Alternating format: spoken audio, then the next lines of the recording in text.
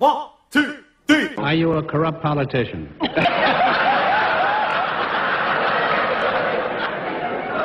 Or am I being redundant?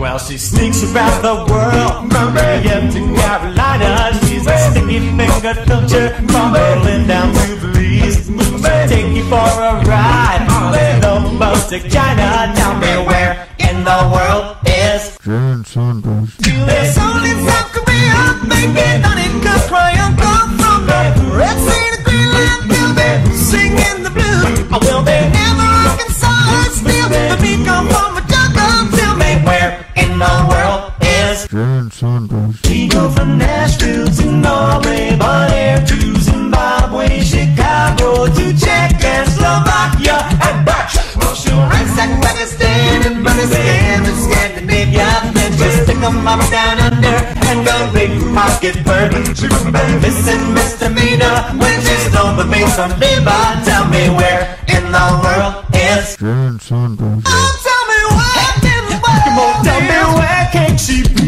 Botswana to Thailand, Milan via Amsterdam, Bali to Bali, Ohio. Oh, whoa.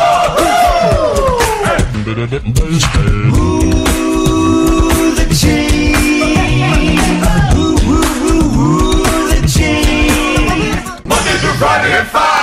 She flies around the globe and jumping from every nation. She's a double-dealing diva with a taste for flavoring. Her itinerary's loaded with moving violations. Tell me where in the world is tell me where in the world is where in the world is. Tell me where in the world is where can she be? Where in the world? Watch your back.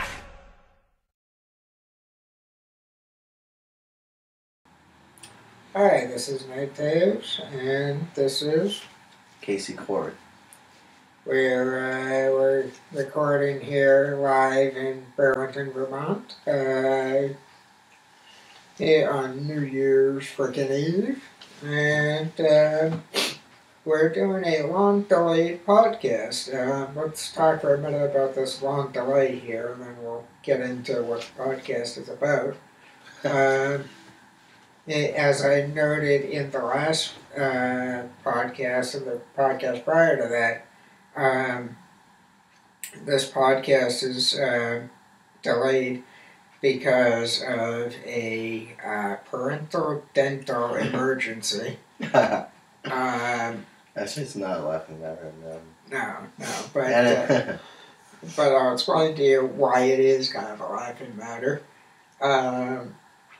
My dad bit into a burger from McDonald's, and his bridgework on the left side of his mouth cracked, and that it caused him to have to do 3 days worth of dental work to get it fixed. And that isn't even the finished product. That's just to get it working again. So anyway, while he goes through that hellhole, you can imagine what that was like, so. Joy of the world and all that. Well, that's a lot worse than what you heard, I imagined, or? a lot worse. Yeah, a lot worse than I mean, just like a simple chip. Which does happen, people. I don't think it doesn't. Right. The screwy part is that an aunt of mine, not related blood-wise, went and chipped a tooth on a hot dog. And my dad chipped his on a burger from a competitive company from the one that he works on. Because he works at Wendy's. and it was a McDonald's burger that he chipped it on, so I think you should eat at the competitors. Yeah. Wow. Yeah. Well, you know, I've never experienced chipping a tooth myself, but my father actually did chip a tooth once at a Greek restaurant, and it was he was eating some pistachio. Not exactly sure what was in that chipped his tooth. Maybe the chicken wasn't deboned quite enough, or Fair enough. But anyway, all that to say that, just get us back on track here. All that to say that that's why this was on delayed.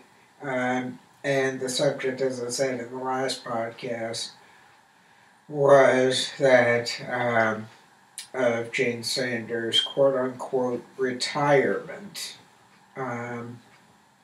which is a little bit shoddy, to say the least, for a term, as what it actually is. So, I have brought with me here some information about Colonel Sanders, as you'll hear her called, and just give a little backstory on why I call Jane O'Meara Sanders Colonel Sanders. It's an affectionate nickname for those of us who were under her at Burlington College. You'll remember Casey, a gentleman by the name of Michael Shore. yes. And he and I were talking one time, and I said to him, and that who gritting up there, and this was around the time of one of the incidents that we'll go into through these articles and whatnot. And he goes, yes, Colonel Sanders. I don't like her chicken. And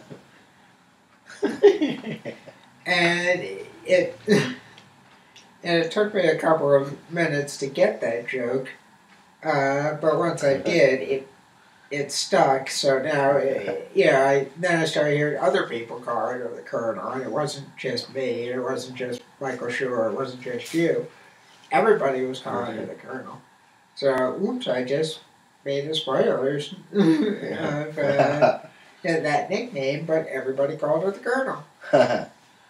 So, you will hear the truth about the non-actual chicken Colonel Sanders tonight. Tonight for when we record it, whenever you hear it. And I may one day, it's contemplation, Yes. like thought out, but I may write a song about her tenure there called Nightmare at Burlington College. That sounds like a sequel to a Wes Craven film.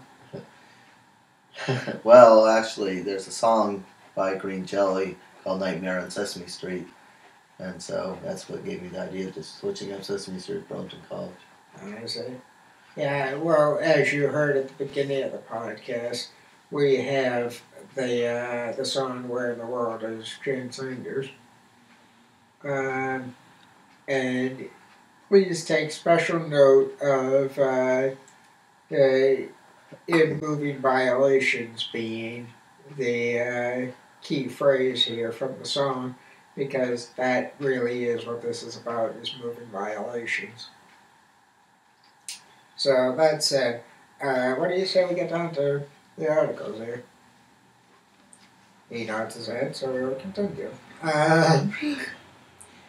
The first excerpt that I have here is from wikipedia.org /wiki/Bernie Sanders. Bernie Sanders being the so-called great senator here of Vermont. And he's a 70-year-old guy that has one foot in the grave and one foot in bed with his wife. That was my joke from a little stand-up act that I did. Well, I was at the college. Now that I'm not at the college, I do not use that act. But anyway, it says here, this is under personal life on the Wikipedia page. It says Sanders is married to Jane O'Meara Sanders, president of Burlington College, and has one son, blah, blah, blah, blah, from a previous marriage. So, that was what it said before. After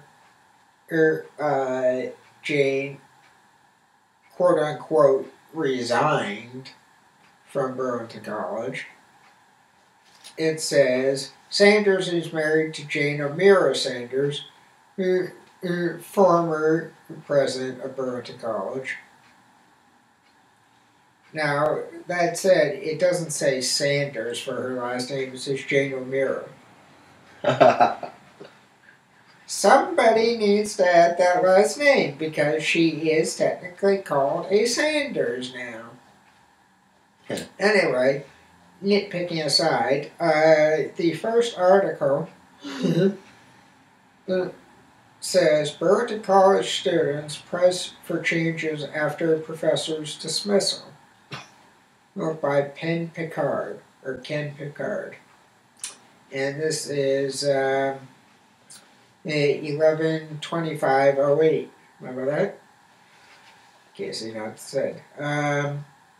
This is a article that was written around a rather infamous stage of Burlington College history where, for no really great reason, one Janice Grow was removed from her position at the college. Now, mind you, at the time, just to give you a little historical context before I get into this, there were two people in the writing center aside from Nora Mitchell, remember? Mm-hmm. Yeah. It was, I'm going to name the first two, obviously Nora Mitchell, and then there was one by the name of Heidi Berkowitz, who I've called other names in these podcasts, and I will continue to do so. But that's the first time that you will hear me, and probably the last time you will hear me accurately say her name. But Heidi Berkowitz. Right. She was the writing tutor who also taught some English classes and occasional cinema class. Now, do you remember the other professor? Janice Grow? Yeah, sure did. Okay, well, Janice Grow went through a little mishap, as we will read in the coming article. Yeah. So here we go. Mishap. Yeah, well, mishap, I put it lightly. Students at Burlington College voiced frustration and outrage last week over the recent dismissal of a popular literature professor, prompting an emergency meeting of the College Board of Trustees, who we will also dissect in a bit. At Friday's marathon 5-hour session, remember that? Yeah. Were you there for that, by the way, before we go too much further? Yeah, I was there. Okay, don't forget to talk into the mic. I was there. Okay. And, yeah. You know, the other thing you gotta remember is, I was there. I'll get into that other stuff later. Okay. But that was a grueling 5 hours, wasn't it? Oh, yeah. And I think that started, I want to say it was like 1 in the afternoon.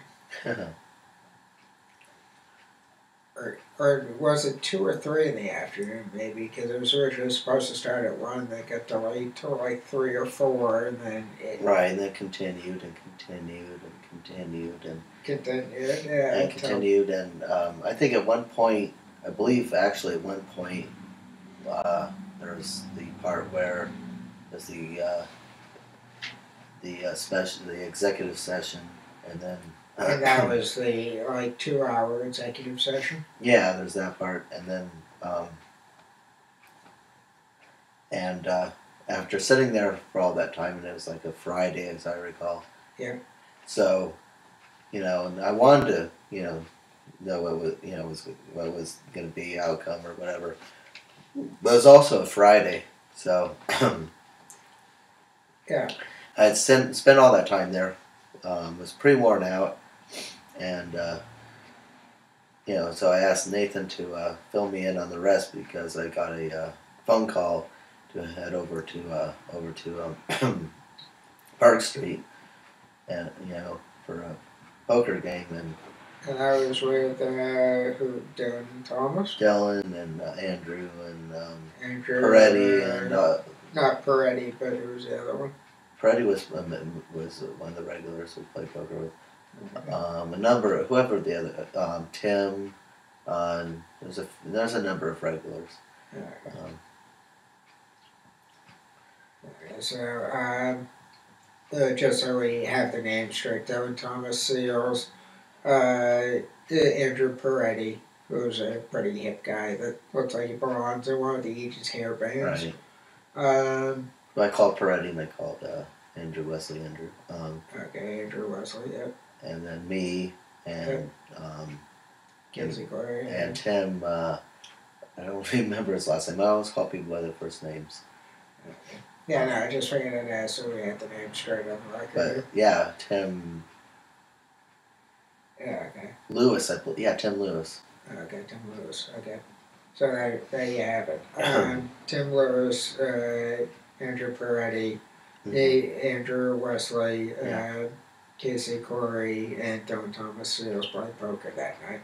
Yeah. And I sat through the rest of the emergency session up until they went into executive session because that was like the last of it, and then there was like 5 minutes at 9:00 p.m. that I wasn't there for.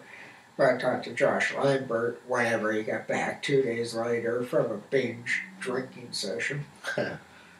And he was, I think it was a binge drinking session, either that or he was just off with his girlfriend at that point, I forget which. But either way, he came back and he just was not pleased at all the way that everything had gone down. Yeah. But we'll find out why. So, at Friday's marathon 5-hour session, students demanded that the board implement significant policy reforms, including the adoption of formal grievance policy for faculty and staff and more checks and balances on the college's president. By the way, those were never implemented. Nope. They also requested partial tuition reimbursement, which only some of them got, for students whose classes were disrupted by the dismissal of Professor Janice Groh. Yeah. Meeting, and most also, of which was conducted behind closed doors, it brought to a boil a controversy that had been simmering for months in the tiny liberal arts college overlooking Lake Champlain. And also, a lot of students were affected because you didn't have to have had a class with her. I mean, yeah, you're affected if you had a class with her, obviously, for certain reasons. There was people who, went to her for writing tutoring, like I did, who, were affected. Right. And then the ones who got the hardest hit, I would say, would be the people who were finishing up their degree projects that had her as a reader. Right. Well, we'll get into that momentarily because that pertains to this, and we've got a lot more memories connected to this thing. In September, representatives of the Student Government Association, SGA, also known as the BCS, Burlington College Student Association, began meeting with students, faculty, and staff in what was described to be a quote-unquote toxic and disruptive environment on campus, and which they blame on Burlington College President Jane O'Meara Sanders, which I cannot dispute, can you? No. 74 of the college's 170 students at that point, and 11 faculty and staff signed a petition calling for emergency meeting, expressing the view that there is a crisis of leadership, quote unquote, at the college. Quote unquote being around the crisis of leadership. Over the past 4 years, there's been more than 24 faculty and staff who left Burlington College, said SGA President Joshua Lambert in an interview. Yeah. A lot of those were concerned. A lot of those who were concerned in, have to do with the administrative practices of Jane Sanders and her administration. Easy sentence to get out clearly. Yeah, yeah. I don't know how he did it the first time. I stumbled over it 12 times, you just heard.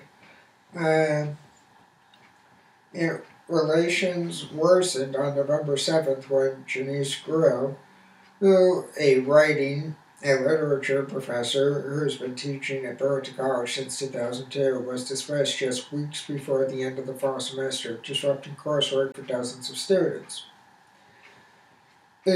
Grill contends that her dismissal had nothing to do with her academic performance as an instructor. In 2006, she was voted Faculty Member of the Year, but insisted it was due to her public criticism of Sanders. In a June 3rd letter to Academic Affairs Committee Chair Bill Kelly, Grill charged Sanders' leadership style as and complained of an atmosphere of fear and censorship on campus. We will also get into censorship as part of this.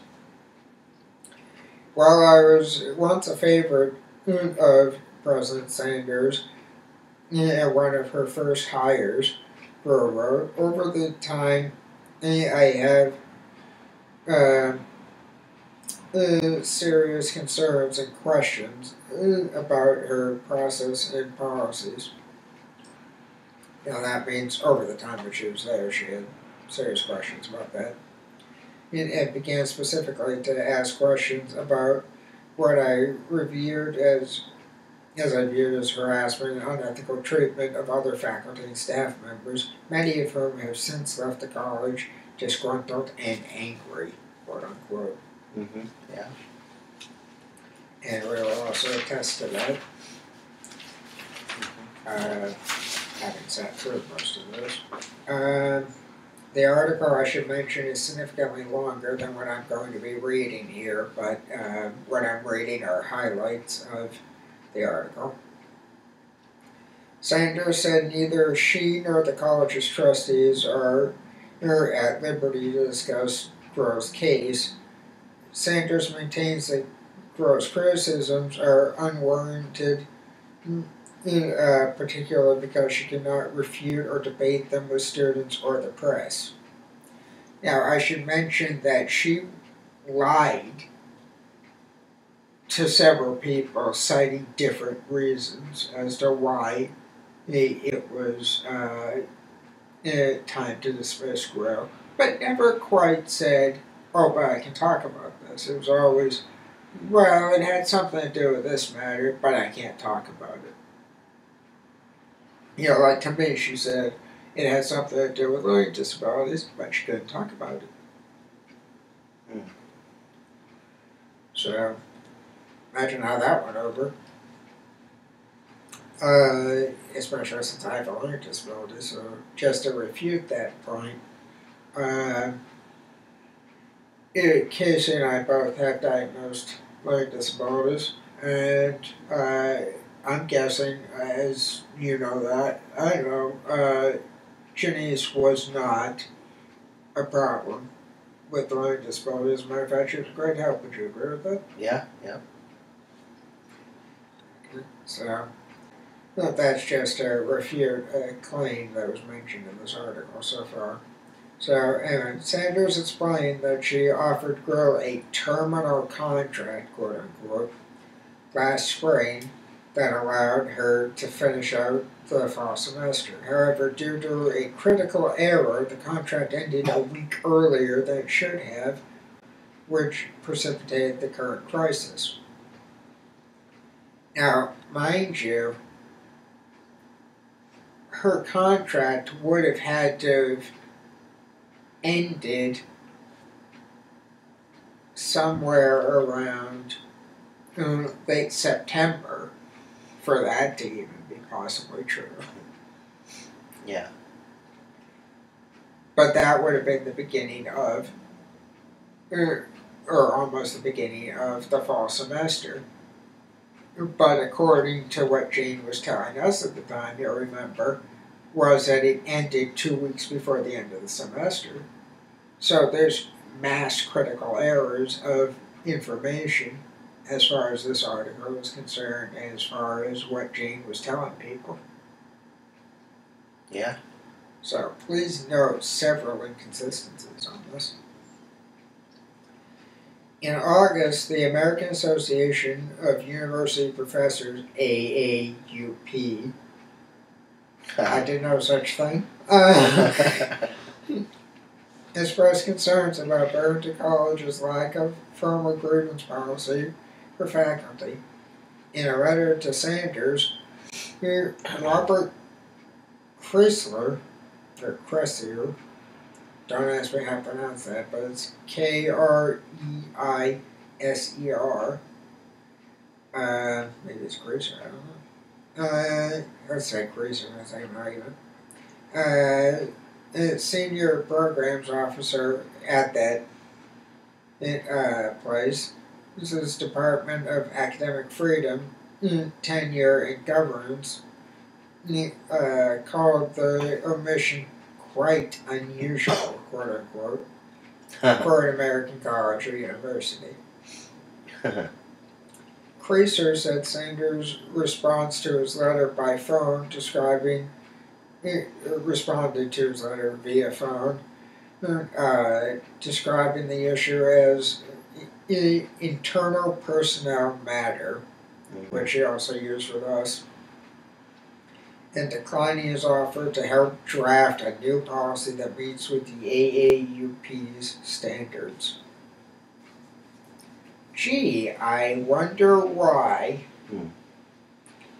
But we'll get into that momentarily because this article ends pretty quickly. Right in my notes. Plans are in the works to build a 3-story, $10 million faculty facility adjacent to the current building in North Avenue, and some faculty and staff acknowledge that the bad publicity could harm the upcoming capital campaign. Now, mind you, this was back when she had done the tuition hike of how much money? Do you remember? Do you remember how much the hike was, percentage was? It was, I remember exactly. You want me to tell you? Yeah. 40% hike in tuition. Wow. Yeah. That was a mass amount. Yeah. And then it jumped another 20% because they went, oh, it's not quite there. So they did a 60% hike in a year's time. Wow. Yeah. That's ridiculous. Yes, it is. And that was my first year there. Your what year? Second, third? Second, yeah. So you're you need a tuition, obviously, so, you don't, go belly up or whatever, and, you need students, obviously,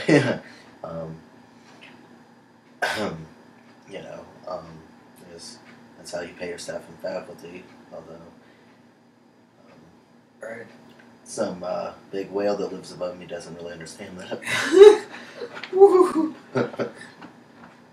May I remind you that big whale? I mean, that person.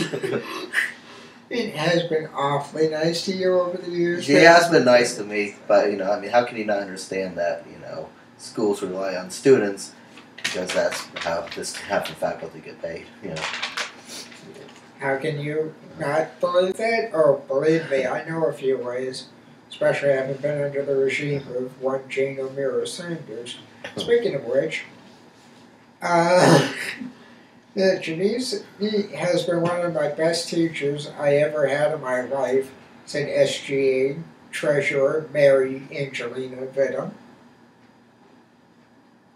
who was taking several classes with Will. Well, I wouldn't be at school at all if it wasn't for her. To all of a sudden lose her now, 3 weeks before classes is over, is horrendous. I should hasten to add that you will hear more about Mary Venom later. I do not hold any grudges against her per se, but I do have one particular, one in the hell, which you'll hear about later. Yeah. By late Friday night, the board had agreed to speed up the schedule review of the college policies and procedures, including adopting a formal grievance policy by early 2009. Again, this never happened. It also elected to conduct periodic cultural audits of students' opinions on the college and its governance. They only went to people that would give it positive reviews, so how the fuck are you going to tell if you ever got a bad one? Yeah. Pardon my French, but you know what? What the hell? You're talking about a college that isn't up to academic standards. You're talking about a college that's taking a 60% hike in tuition from its students. You're talking about a college that's essentially pocketing the students' money at that particular point in time. And there's a number of, and I mean, the crazy thing about all this is, there's so many things, going on with this, and there's, it's like, how could all this happen? I mean, there's rules and regulations, there's the stuff that, the Education Board in Vermont puts out, the U.S. Education Board, NEASC, but then again, you remember that Jane, Mayor Sanders, pretty much said, fuck them all, so. Yeah, well, let me just finish this and then we'll get into those, because it's quite an interesting thing, and then we'll go to the next article. But, however, contrary to many of the students' wishes, the board, including the student members, I emphasize, voted to reaffirm in support of Sanders, who has been at the helm of the college for the last 4.5 years. An executive committee chair, Patrick Gallivan, remember that name, put it later, the board is quite confident in Jane's leadership and we stand by her. For her part, Sanders has been said that this has been the first difficult semester since I've been here, but hopes to engage in quote-unquote more open, honest dialogue and get rid of the us versus them mentality. Okay, let's get a few points straight, shall we? First off, one big word to cover everything that Jane O'Meara Sanders just said. Bullshit! So, let's dissect, shall we? It is, bullshit, and, I mean, and, things, took off, I should say, with the, when I, after my first year, a couple people left because of Jane, including the person that was the reason for why I was there. And who was that? That was Kathleen Sullivan in admissions. Oh, okay. And then sometime later, Jack. And that's the reason why I was there too, was Kathleen Sullivan. And then sometime later, good amount of time later, Jack and a couple of other people left. But then the Janice thing was really what really skyrocketed. So Jack took off, did he? Yeah. But the Janice thing is what really skyrocketed. A plethora of people leaving in a very short amount of time. Whether it was on their own, they were fired, or they just simply disappeared. Yeah. Oh, I'll tell you what. I'll vamp for a couple of minutes on Janice Grill and her good work with disabilities if you want to take care of the candles. Oh, yeah. Okay, so Casey's going to take care of a little matter here of writing while I go on about Janice Grill. Janice Grill was one of these people that was interesting in as much as she dressed like a hippie. And I don't mean that in a derogatory way. I mean that in like kind of a fun, free-spirited, you know, peace, love, and all that stuff kind of way. Not a bad way at all. She, you know, would dress in these kind of not quite what you would expect outfits, if you know what I mean by that. And,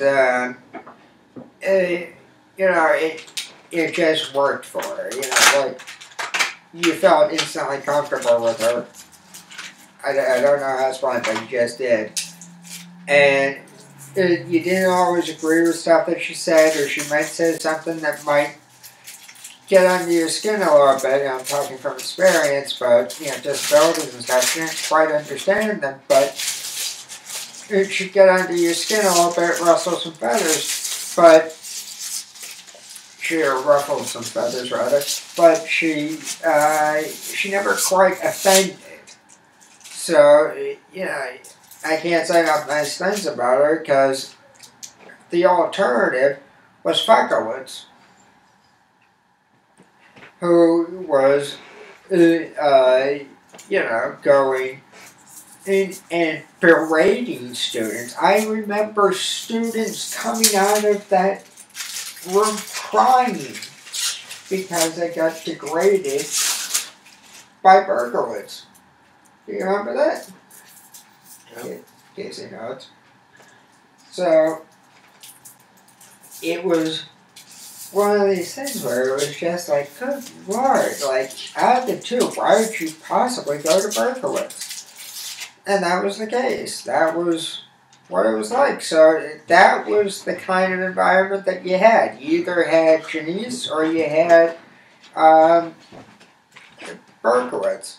Now, I should add as a footnote to Janice that after her dismissal, I went to a party, and it was, oddly enough, at her house, I believe, if I'm remembering correctly, with Michael Schur, who was living off campus at that point.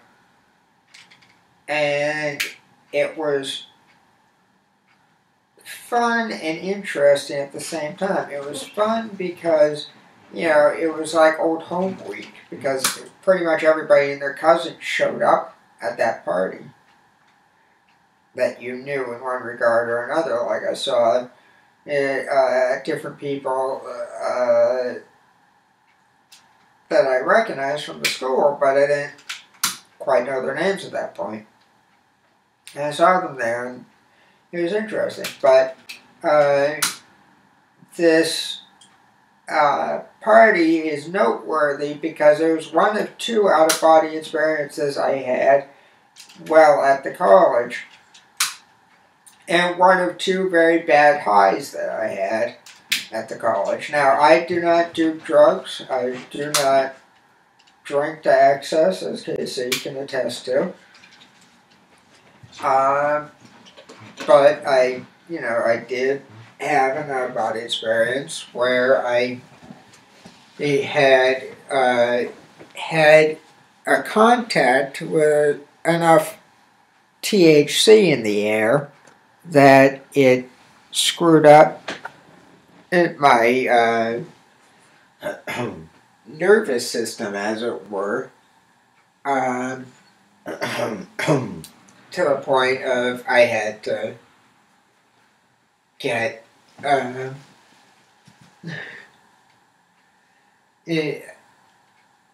of there as quickly as I could, basically. And the first time I was in the dorm and somebody smoked so much pot that, no lie, my TV started swimming. And I'm pretty sure that the TV isn't supposed to do a backstroke, you know what I mean? I mean, it's one thing to be watching Jerry Lewis and then the next minute watching his face swimming on a television screen. that's just an experience I wouldn't wish on anybody. But the other one, and that was, mind you, with my windows open. That's how much pot there was in there. The other one was I was at this party,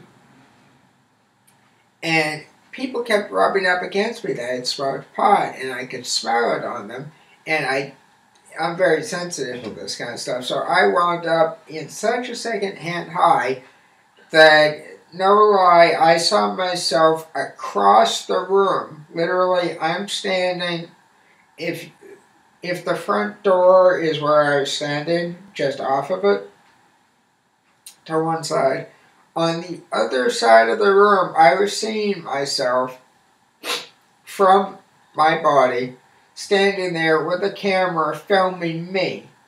Now, at the same time as I'm seeing that, I can see through the lens of the camera and see my reaction shot. I can see 3 or 4 other angles of the room, and it was covering people that I was seeing moving in and out of my field of vision, which was kind of hazy at that point. That's how high I got from contact high. Yeah. So that's why I remember that party. So that's Janice Grow. And welcome back, Casey. So, she was at that party. That was, I think, again, at her house. So, anyway, that's it. I'm not tarnishing your reputation, I don't believe, because, yeah. To each their own, and everybody was over the age of 18 at that party. So, they were perfectly legal to get blazed, do whatever they were going to do. Yeah, yeah. So anyway, where was I going with this? Oh yes, so Janice Grill got dismissed from Burlington College rather unjustly. We know that. Let's delve into a few specifics here, shall we? Yeah. Okay, I'm going to pull out some key characters, and you tell me what you remember of them at that time. Josh Lambert. Josh Lambert. No, I'm just, what I remember of Josh Lambert? Yeah, what do you remember of Josh Lambert?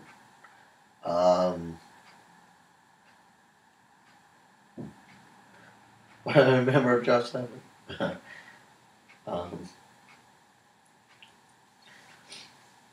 Gosh, can't believe I'm drawing a blank since he seems to appear out of note, pop up. Places.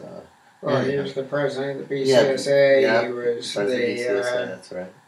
He was the RA on campus for a year. Yep, yeah. And then that changed hands to Mary Vidham. Yeah. And do you remember anything else about Josh Lambert? Because I got one that will knock your socks off if you don't remember it. I know that. Well, I mean, one thing that I mean, of course, there's the the whole, stuff, was what he was doing at Burlington College in the first place. That I remember. Photography.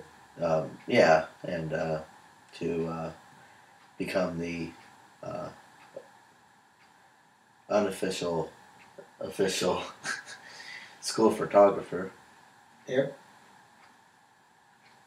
And do you remember also he had this may or may not knock your socks off, but do you remember he also had a desire to, when he was feeling particularly silly from either drinking or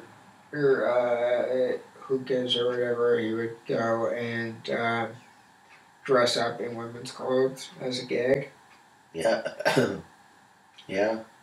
It was kind of like a Moten Burrow of the Burlington College set. Yeah. Um, so that was Josh Lambert. We mentioned the name before, but we'll bring it up again. Mary Vidham. What do you remember about her? No, just kidding. I'm not pulling that. I have no grudges against any of the students. No. Let's delve into this because this was around that time as well.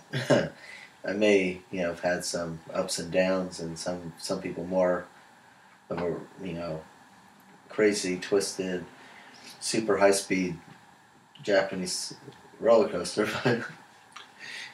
And just to decipher what Casey's talking about, at the time, without going too much into it, at the time that this story takes place, Mary Vidham was living in housing and was the RA at the school. And there was some history between Casey and her that was not always pleasant, shall we say. One noted story by her, and I don't know how true it is, but because Michael Shore doesn't remember it, but there was apparently a time that you got, I think it was, the story was that you got upset with Michael Shore because he was hitting it off with Mary Vidham, and you chucked a book at him of some kind, and I believe it was a dictionary or something was what was cited in the rendition to me. And Michael Shore, who has the timing of a cat, it ducked, and the book missed him, and he stood up again, and he goes, "Please don't throw books at me." The man was a valium. And he is a valium. But that seems to be the only way that story has been told to me anyway. So that was that story. But anyway, as we say, some unpleasant history with Mary and Casey. And then at the time of this story, Mary was getting into another relationship, which is her business. We won't get into that. And Casey had some choice feelings about it. We'll put it that way. And we were palms up, and we were in housing together, and due to circumstances beyond most people's control, there were some unspeakable rageaholic moments that resulted in your being bounced out of housing and winding up over with... not the way to go about things. What was that? Which is not the way to go about things. If you know, and I don't know. I mean, it's not like I got any real issues with the guy. I mean, only one time I brought him to college was there somebody that had issues. Well, there's a couple times I had to ran interference, but that was granted and stuff because of people that I was friends with and some guys that were basically pretty much stalking them. Yeah, but we won't go into that one. No, I won't go into that. But yeah. Yeah. So anyway, there's a better way of dealing with things than a worse way. So Mary Vidham, turbulent history. Yeah. And again, I have no hard feelings towards her now. I never see her really. I mean, maybe occasionally I'll see her walk down the street. Okay, well, I had said this earlier, is that I have an issue with her, and that's not even a stroller the other day, but I won't get into that. Yeah, please don't. So I don't want to know how that all that story. So. No, I didn't know that do I.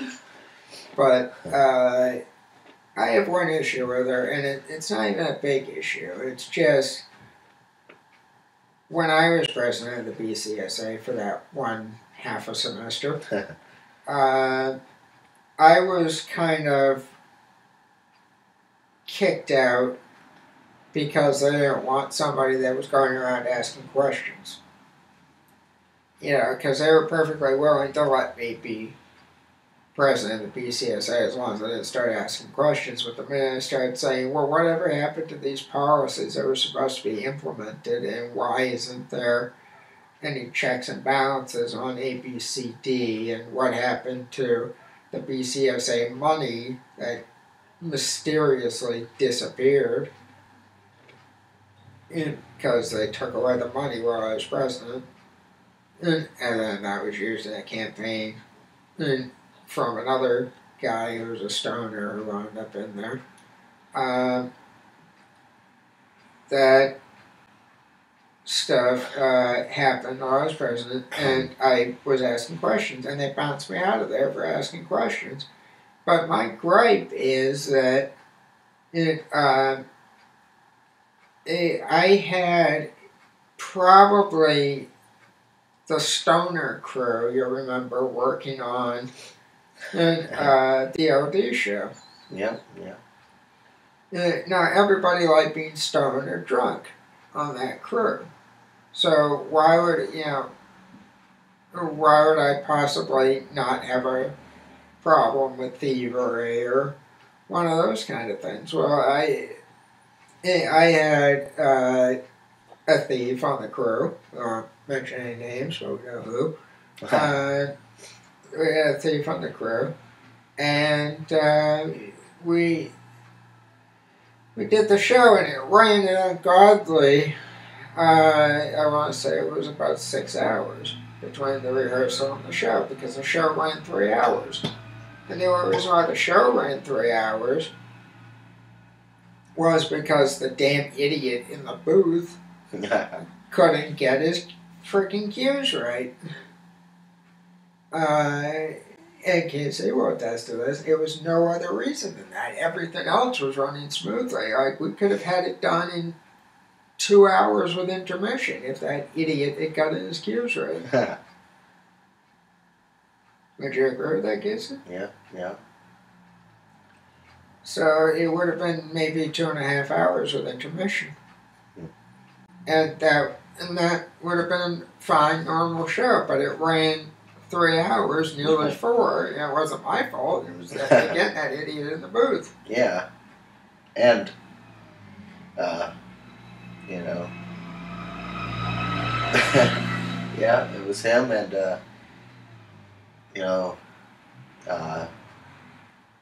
take it for, for what it's worth, but however you want to spend this, but he was all I wouldn't say oddly enough, but he was a recent or fairly recent college alumni. Yeah, so. Yeah, and to make matters worse, that was bad enough when it happened, but then when I went back as president of the BCSA and said I'd like to appropriate some funds to do another show. Yeah. And I said, well, how much are you looking for? I said, about $300 to rent the space again. And try to, get back the couple of hundred. It's charity, you can write it off, blah, blah, blah, blah. Yeah. First off, I got turned down Yeah. for the money. You remember that because you were at that meeting. I remember that, yeah. Okay, do you remember what happened next that Barry Vidham did? She barked at me verbally for the ungodly 3.5 hours that show ran, and told me that it was my fault. That's right. And that was a show that was pulled off in a short amount of time. So now Nate wants to do another one, and myself and Michael, along with Nate, were saying, okay, let's let's take some more time into planning this, and I mean, it was a good amount of time to plan it, and we would have gotten, would have gotten a good show off with the amount of time we gave ourselves to plan it if we had the, needed financial assistance. Right. And we were doing all the phone calls and stuff as well. Yeah, exactly.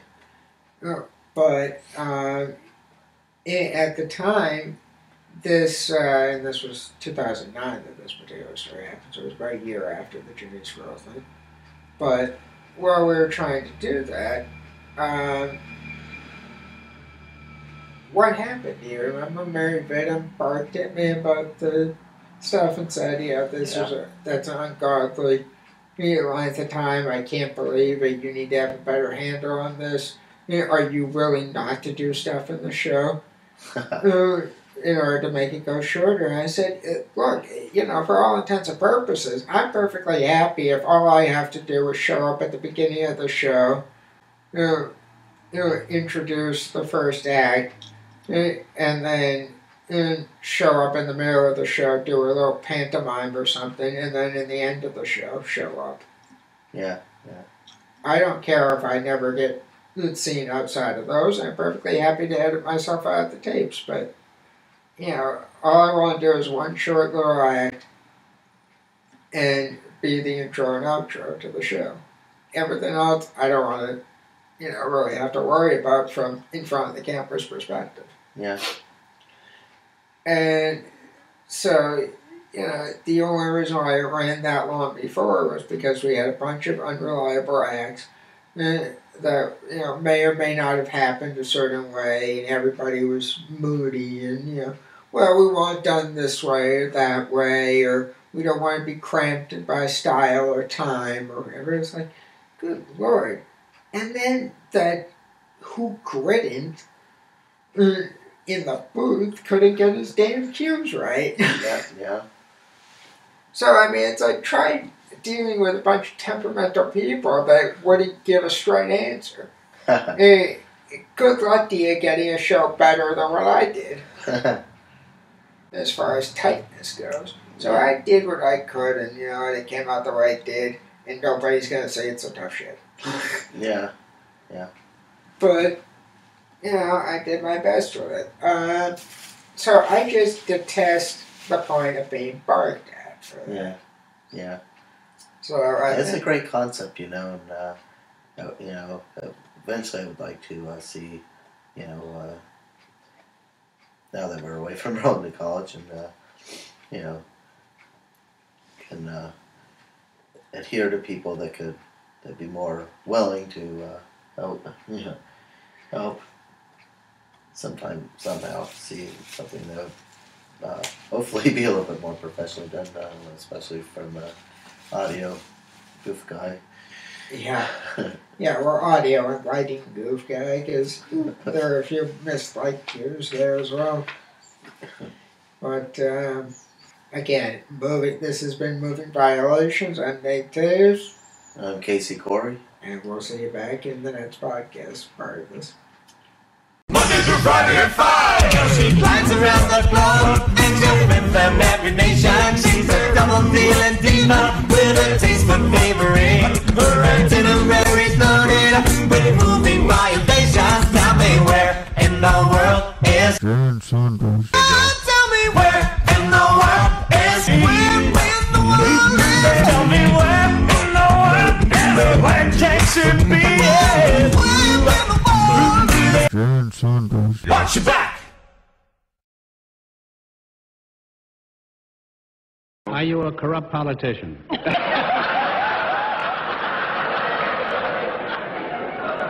am I being redundant?